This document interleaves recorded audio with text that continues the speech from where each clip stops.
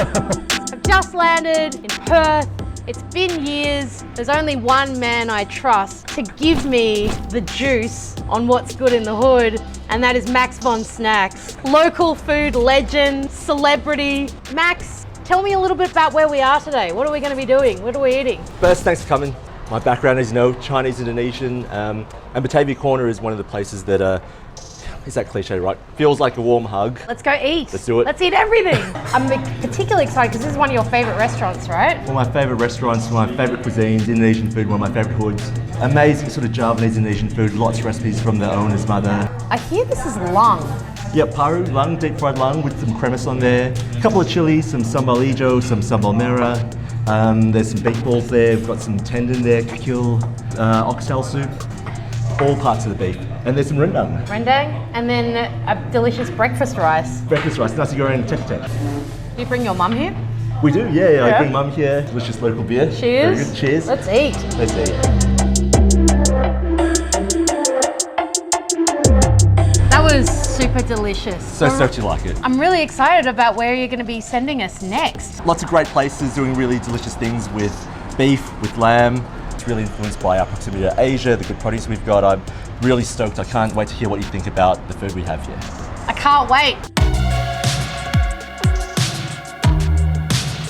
We're outside the Greek restaurant Yamas, which is one of Max's picks. I'm super excited to try it. I don't know too much about it, so we're going to go inside and find out. Let's go.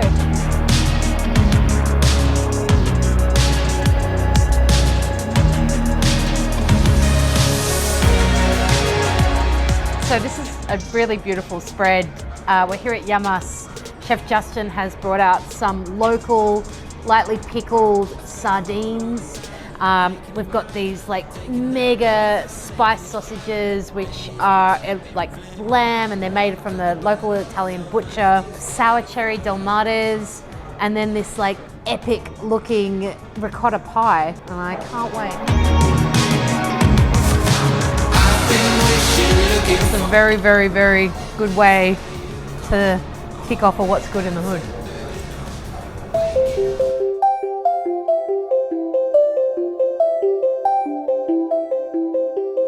We're at Next Door, named because next door is the Olsons butchery. So the specialty here is steak, and they cook everything here over jarrah wood. And it's here that you get to try some pretty cool cuts that you don't really see so often.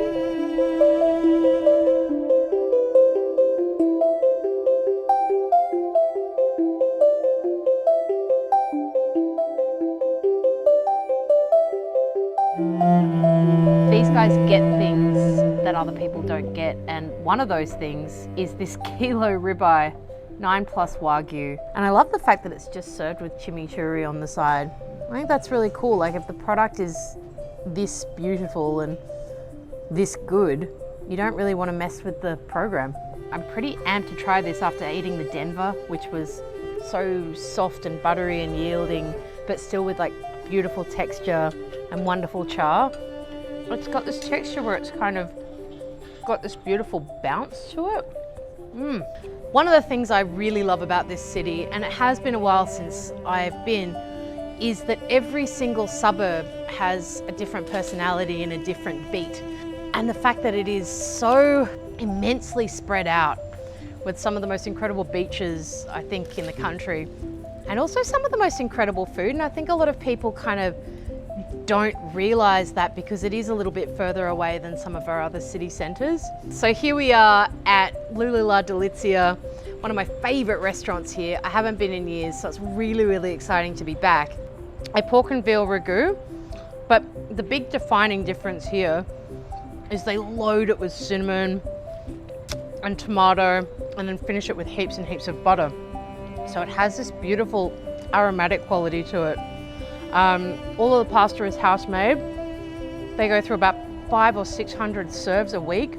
It's beautiful, firm pasta. I think some of the best in the city, if not the best. I was just chatting to the chef before, and he is so fussy about his pasta. He actually doesn't particularly like eating it anywhere else in town, which I get.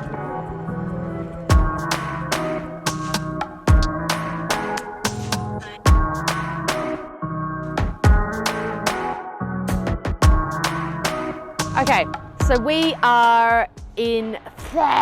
So for What's Good in the Hood Perth, we're at Big Don's Smoked Meats, or apparently, as I just found out, the acronym is BDSM, because I guess it is a kind of a hell on earth if you're working it. It's hot, it's grimy, but the result is ultimately juicy and delicious. It's not open today. I've just come for a little behind the scenes sneak peek, and I just watched them put 600 kilos of brisket into these huge smokers, which are going to be slow cooking overnight. And then tomorrow you are going to get this influx of people who are going to come with their eskies, cold beers, lots and lots of barbecue. It just looks like such a cool scene.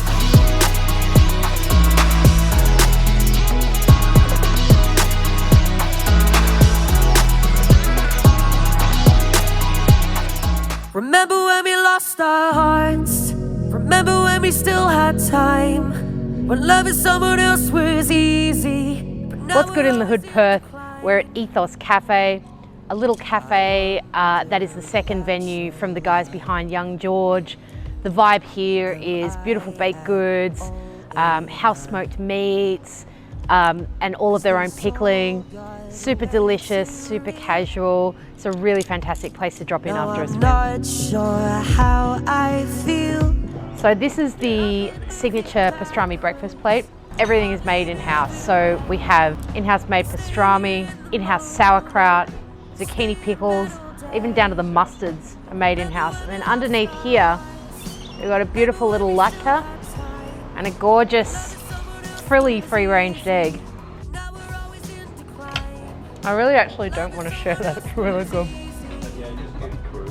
Yum. Sorry crew, none for you. All right, we're at Casa Wine Bar in, actually is this Fremantle? Where the hell are we? We're at Casa Wine Bar in Mount Hawthorn. Gorgeous, natural leaning wine bar with, I've got to say, one of the best burgers I've eaten in Australia, let alone Perth. We have a burger that we usually do for the lunch menu.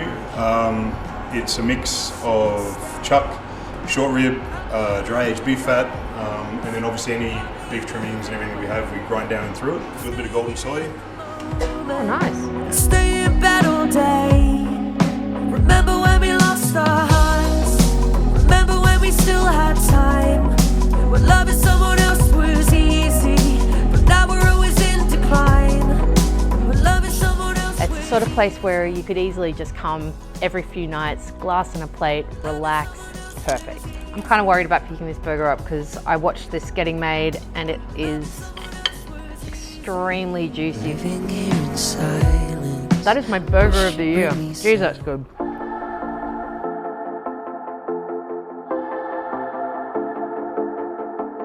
Talking to ourselves, what can we focus? Okay, so here we are in Fremantle, which I know is not quite Perth for anyone out there who wants to get on their keyboard and have a go. But there's so much amazing stuff here, we couldn't resist. And one of the mainstays of Fremantle is Bread and Comet. It's a huge bakehouse-driven restaurant. Food's all made to share. So we've got beautiful tomato salads, and the big draw card here, and has been since day one though, is the lamb ribs, which I've heard are slow cooked and then char grilled. Everything's rendered down to like a beautiful little like meat confection, mint and black pepper sauce, squeeze of lime. I'm pretty amped to try that. And the other thing I'm really amped to try is apparently there's like a little lamb gravy that they use that you can order as a side dish. I think more places need to be using gravy as a side dish.